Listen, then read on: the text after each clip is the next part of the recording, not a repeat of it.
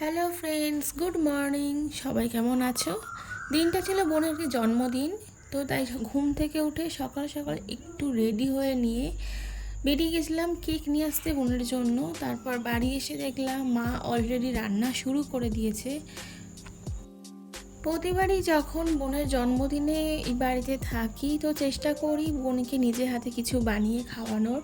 সেরকমই এইবারেও প্ল্যান ছিল, কিন্তু সবটা আমি নিজে করিনি, মাই পুরোটা করেছে, আমি শুধু কয়েকটা কাজে হেল্প করেছিলাম।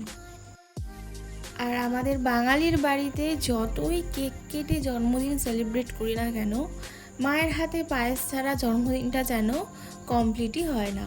তাই মা পায়েস রান্না করেছিল, মাছ, আলু ভাজা, আরও অনেক কিছু আইটেম ছিল।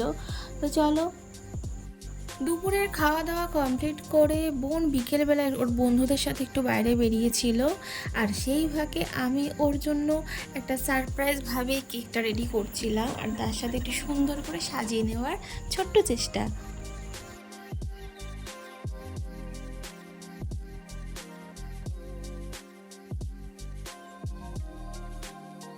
ছোটোর ওপরে এই কেক ডেকোরেশনটা বোনের খুব পছন্দ হয়েছিল, তাই ও বুঝতে পারছিল না ও মোমগুলো নিভিয়ে কেক কাটবে নাকি ও জ্বালিয়ে কেকটা কাটবে।